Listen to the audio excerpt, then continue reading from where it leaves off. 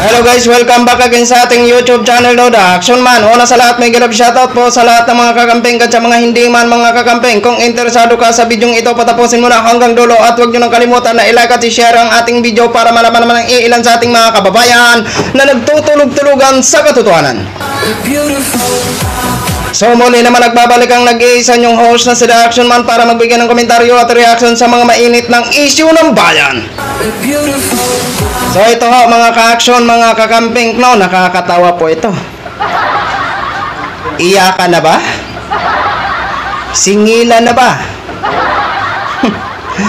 Ito po, naglabas ng hinanakit ang isa sa mga political advisor ni dating Pangulong Duterte. Nasaan na daw ang mga natulungan nung panahon ng mga Duterte? Bakit daw hindi sinuportahan at hindi sumipot sa nasabing hearing ni Bato de la Rosa? Ito daw ay isang pagtratraidor. Ito po ang madalas natin na maano sa mga DDEs. Mahilig ho sila maningil ng kanilang mga kung ano-anong mga mayroong utang na loob ang kanilang tinutulungan. Hindi ba pwedeng sabihin natin na sila ay namulat na at pinapatupad lang nila ang tama? Di ba? Eto ho, pakinggan nyo po itong hinanakit. Naglabas ng kanyang hinanakit sa mga natulungan ni dating Pangulong Duterte. Eto pa, sino ang tinutukoy niya? Kayo na po ang bahala maghusga, pero ang alam ko, ang nasa isipan ko is yun din siguro ang nasa isipan nyo kung sino ang kanyang pinaparinggan at sinisingil. Ito na po. I can only borrow one word for them, mga traidor. Kasi itong mga taong ito, sobrang nakinabang, mga secretary, mga high officials from the legislative department, mga officials from the executive department, at itong mga elective officials, lalo na sa Senado, sa House. Marami dyan hindi man electable as to their position. Pero dahil nung midterm election na si Duterte had his highest performance and trust rating, he was able to carry. Kaya nga yung 8 diretso ng Dilawan ay 0. Pero itong mga nanalo ay mukhang tumatraidor sa Pangulo. Alam mo, napakabait ni Duterte. Hindi niya pinapakialaman sila. Konsensya na lang nila. Mayroon diyang senador na hindi man manalo-nalo yan sa Dilawan. In-out pa nga ng Dilawan dyan dahil nagdala ng mga dancer doon sa isang stage. Pero nung tumalon kay Digong at binagbigyan, saka lang nanalo. Pero nasaan itong tao na ito? Nagpakita ba? Sumama ba kay Bato para imbestigahan itong tungkol sa droga? Wala. Saan yung mga nakinabang na hindi man mananalo bilang dahil kaya nga nagtampo yung butihing speaker na si Martin Romualdez. Kasi siya dapat ang manalo noong pagka-speaker noong panahon ni Digong. Pero he has the numbers, pero pinagbigyan itong mga iba. Pinapanalo, wala man lang numero. Pero nasaan sila ngayon? Nagpakita ba na they are for the president? Former president? Wala. So, pero sa kabaitan ni Duterte, he never made a single word against these people. So, konsyensya na lang ninyo. Alam namin, kaming naiwan na loyal kay President Duterte, alam namin kung gaano kayo nakinabang sa administrasyon niya.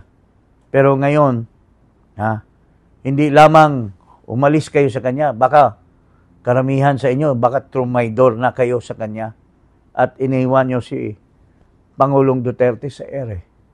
Kaya Nakakawawa si Pangulo. Pero, alam mo, ang Diyos will always be there. Tsaka gising ng taong bayan, sir eh. At gising na, oo. Ang taong bayan ngayon.